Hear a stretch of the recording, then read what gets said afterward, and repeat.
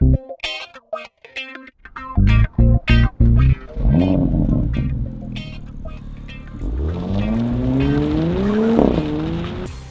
years ago, Porsche previewed its first ever wagon sports tourer, and it's called the Porsche Panamera Sport Turismo concept.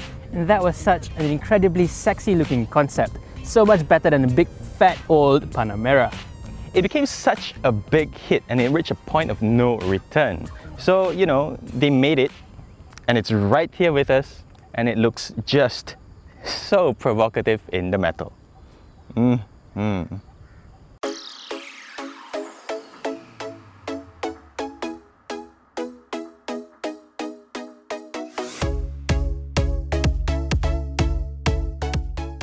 The Panamera 4 is the entry-level variant for the Sport Turismo line, and it starts from just under 1 million ringgit.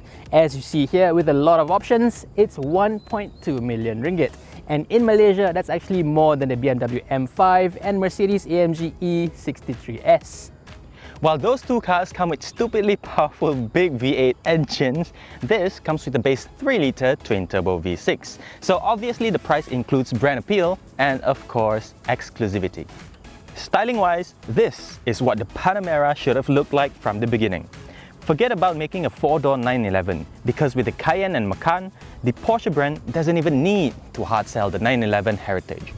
As far as I'm concerned, the Sport Turismo should now become the default Panamera. I like how the B and C pillars sit flush against the windows, which is a nice touch. To me, there's only one drawback, and it's this tiny pop-up spoiler. I mean, what is that? Gone is the super cool Voltron split rear wing of the turbo models. If you want that, you gotta buy the standard Panamera. Yep, that can be a slight trade-off to some, but the wagon or shooting brake design looks better in both our opinions, and you know, it is also the more practical version of the Panamera.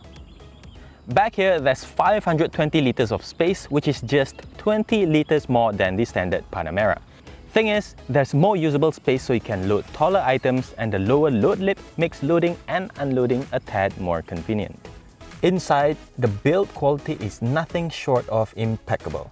The leather seats are great as well, supportive, and comes with a surprisingly decent massage function. However, this thing here is not quite as ergonomically sound, more form over function, I think. The screen interface is quite basic, but with plenty of sub-menus to find specific functions, and that can be a cumbersome affair.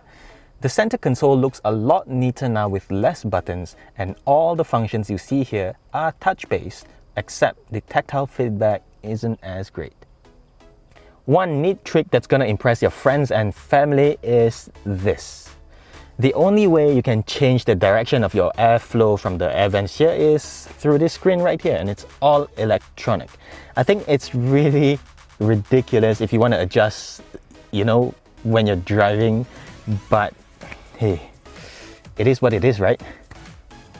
Another unique feature of a Porsche is this turn to start thing instead of a push start button. You can get keyless entry, which is a 5,000 ringgit option by the way, and still get this turn to start thing. Well, at least you get a nice key fob, and to get this in the same rate as your car paint is a 1,600 ringgit option. Getting in the back is definitely better than the standard Panamera, and that's thanks to the wider door aperture and taller roof. The seats themselves are very supportive and fairly comfortable. Legroom is very good, about on par with the Mercedes-Benz E-Class. Headroom, as you can see, is fantastic, a big improvement over the standard Panamera. But the thing is, the seat base itself is angled a little bit too much like that, so you're forced to sit in a scalloped position. It's a little bit like the cheap theatre seats, you know, ass too far down, knees too high up. It's not very comfortable. To me, the seats in the E-Class and 5 Series are much better still, and let's not even talk about the S-Class and 7 Series. You can get the Panamera with a 5-seat or rather 4+1 seating configuration, and that adds a small cushion in the middle here, but you still have to straddle the center console here, so it's not very comfortable. I think forget about it, get this much better 4-seater option. But of course, there are a lot of things that I like about this car. First of all, there's electric window blinds, the seats are power adjustable, and in the middle here, there's a proper touchscreen where you can control your audio, your GPS, and of course, it has a proper 4-zone climate control system with actual separate blower controls. And the vents, it's still using this touchscreen controls, which, you know, doesn't make sense up front, but in the back here, I think it's fantastic. But ultimately, the rear seats are not what you buy a Porsche in the first place. So let's go for a drive. Matt, let's go.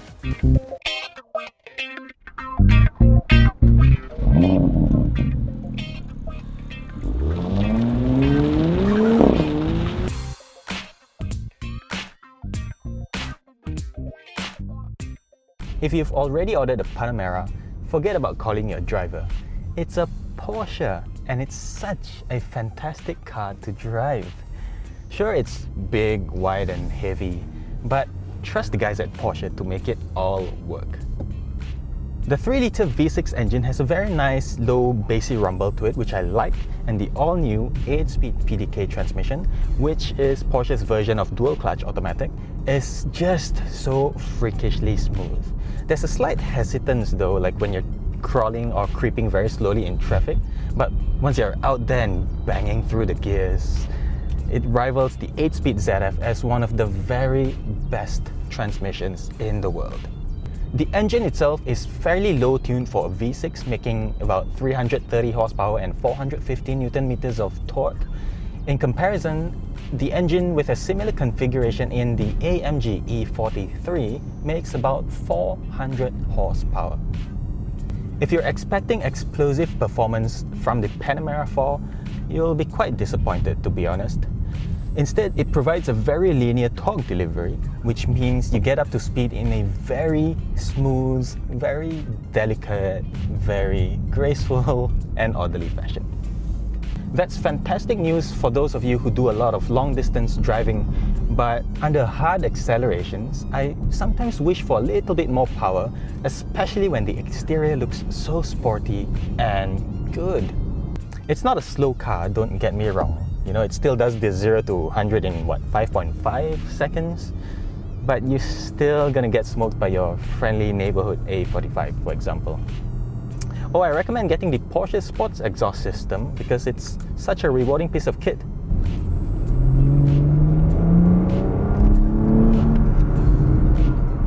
And no Porsche in the world is complete without it.